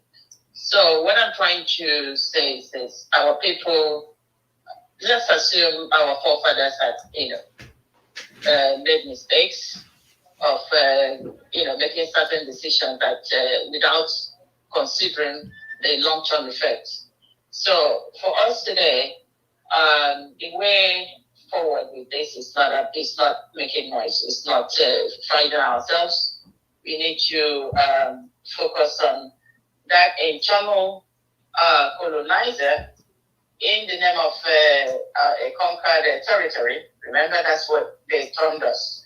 All these international communities, Tony Blair, even Perry, whatever, here in the US, all these people, for whatever reason, they don't see South, East, Southwest as Nigerians.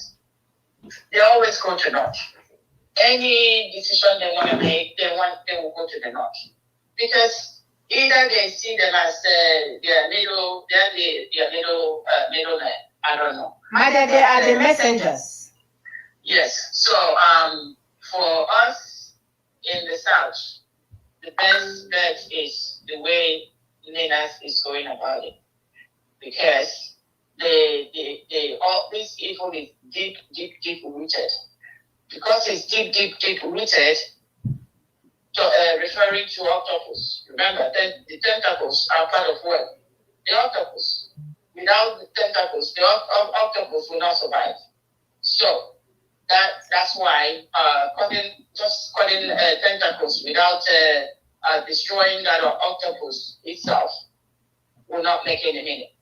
So we need to continue resisting them with their own policies and their own what do you call it? The Nina's what is it? What is that called now? The UN Charter. Sorry. Yeah, Andre. We will continue to resist them and present the Nina's Charter in front of them. But fighting ourselves, killing ourselves, just like what is going on back home, is just not acceptable. It will not take us anywhere. Even if you're fighting, focus on those politicians. At least they're still giving them allocations, some allocations. They're still receiving it. What are they doing with those? So if you're going to fight, just focus on those politicians. Demand that they use that little, no matter how little resource allocation they're giving them, to do significant stuffs, basic stuffs that will help humanity, than killing yourselves just because that person didn't believe in sit at home or no sit at home, or IPOB or no IPOB or none they can run. That's irrelevant. You guys are chasing clouds, and that will not lead us anywhere. So I encourage each and every one of us to just think critically. Remove emotion. Emotion will continue to destroy us. Okay? So my sisters, I thank you guys, and appreciate all your efforts. Thank you, our viewers, and may God bless each and every one of us. Bye-bye. Thank you. Thank you very much, Sister Chairman. We'll just add a little caveat to what our sister just said. because we like giving our people the foundation so that you understand it very well. It's crystal clear. In the north, you have the Fulanese and the Hausas. The Fulanese are non-indigenous and the Hausas are indigenous. But Britain, non-indigenous Britain, of course, foreign Britain colonial masters came into Nigeria as the Fulanese are also coming into Nigeria. So when you hear North, it's the Fulani, the caliphate. That's why anywhere they go, they destroy and establish the caliphate. So understand what is going on. There are partnership in this crime called Nigeria. So when we say the North, we are referring to the non-indigenous North being used by the Fulanis. And it's not everybody in the North. You will know them. They are the Fulanis. Buhari, El-Rufai, all of them, they know themselves, the Fulani elites. They are the agents being used by Britain to hold Nigerians, the southern Nigerians, middle belt, and even the Hausas down because it's master-slave relationship. We told you here severally that the Fulanis practice feudalism. Just like the Britain, they practice their queen monarchies and all that. There's nothing democracy in feudalism and monarchy system. There's nothing. So their value are the same. That is why they easily work with the Fulanis. Anytime they come, you will not see them going to us. They will go to their partner in the north because they are the ones stealing the things. They help them, they are their agents, helping them to steal the things. They collect it from on top and they move. But we, the indigenous peoples, have come together to form alliance, leaders, to extricate ourselves from this crime against humanity. We say we're not doing it again. So next week will be the concluding part of this. Invite your friends, invite your enemies, invite anybody you know you can invite, family, invite them. Because we will show you way forward. On this show, we don't just lament and say, oh, they are killing us, they are killing us. No, you will not find us doing that. We will tell you what the problem is, and we'll tell you the superior strategy that is the solution. It is left for you to accept the solution so that we can go home quicker. But even if you don't, we are here to make sure that the solution takes place. We are going home anyways. Thank you very much. Love you all. Thank you, guys. We'll see you all next week. Please help us to share this video. We need to kill this octopus. We need to destroy the powerhouse of the octopus, which is the head. We can no longer sit around. As you can see, people are not doing what they're supposed to do. The people that are supposed to lead are not leading. Sometimes they don't even know who they are. They will tell you, I'm just there. I'm not part of the government. So we have heard, we have done it all. But what we are no longer going to do is to allow the criminals to continue to portray us as the criminals. No. It will not happen again. We're not even asking you guys to bring back what you have stolen. But what you do not get to do, whoever you are, is to continue to project us as this criminal when you are the criminal. You and your generations and your whole nation are the criminals. And we'll begin to match you guys bumper to bumper, eyeball to eyeball. We will not relent. We're not going anywhere. So whatever you guys are planning, get to work. We, the mothers of African children, are not going anywhere. Your children are not better than our children. Yep. We are not smarter than our children. And yes, we are no longer going to watch you weigh 700 pounds. When our babies are not even growing. No. No? That's your big stomach. You will blow up today. Yes. It's enough. Enough. We've had enough. So get used to the program. We are calling on the mothers of African nations, wherever you find yourself, whatever you're doing, our daughters, our sisters, to rise up and match these criminals, these westernizers, evil, demonic colonizers that are going around pretending like they're evil. And nobody should even try to come on our platform to thank these people because that will make me jump. Please. We cannot. We cannot. Please, do not. We are not going to apologize for people that have been calling us criminals. If you don't understand what the issues are, get into the program and understand. Do not even, because you get me mad. Do not even. Enough of lies in name of diplomacy. Please. We can't afford. Please. We can't continue to lie in that grace. I don't know if you guys are sleeping at night. When I think about all the evil that are still being put, we're not even talking about the one they did. The ones that they are continuing to do. Doing. Currently still doing. The truth must be told. Yes. None of them. They won't go anywhere. That is blocked up with stolen assets and resources. We will unlock it, clean it for them so they can hear very well. They will hear. They're not going to apologize. No. We're wanting more for our children. And like my sister said, why you politicians, you church leaders, you internal colonizers, you the rich people, let me go back to the rich people. God gets you there so that you can use your resources to help other people. Not for you to go and buy a house now Houston and pack your children and send them off and leave my people to die. How dare you think that a bag of rice and a gallon of diesel oil is enough to sustain my people? How dare you? You are a criminal yourself. You are a criminal. Are they nice all over the world? You that is the traveler. Go all over the world. All the rich people that enforces the government to do the right thing. What did you all use yours do? To be answering big name. Yeah. Burying your money with cows. Yes, pretending. Buying houses. When you come in America, you are still an African monkey, by the way. That's it. Period. Look at yourself in the mirror. What do you see? Deceive ourselves. Deceive our people. Deceive them with your little change here and there. Granite oil, olive oil, milk, aqua. It's not enough. It's not enough. Go and join what works. Join this proposal so that we can get to the foundation and get this fixed. Period. Enough of your rice and your diesel oil and your fakeness and your big names and wanting as that Onwa. You will never be Onwa. Onwa is over there. You will never be Onwa. Don't deceive yourself. Onwa never are Houston. Onwa never is such. Onwa never. You will never be Onwa. You will never be the moon. You're just lying to yourself. You are just another African monkey conquered by the Westerners. Even with all your stolen money, you're still a monkey. The only way you will be a man is to match your other man that took from you bumper to bumper and make sure your children live a dignified life. That's all. You cannot do that. You don't get to celebrate. You don't get to call your name and say, you don't get to think you're all that. Because at the end of the day, we have even recognized that the colonial masters were the same. Talk less of you, the African monkey. Don't get it twisted. We will see you guys next week. Bye.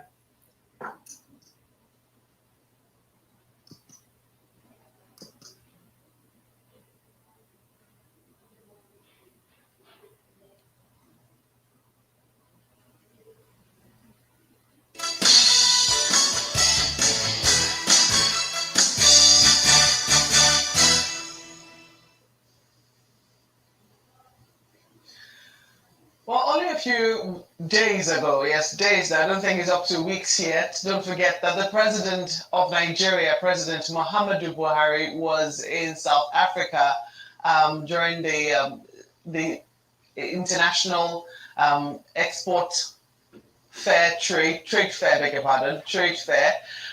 Is holding in that country, and Nigeria took a very heavy delegation to that international trade fair.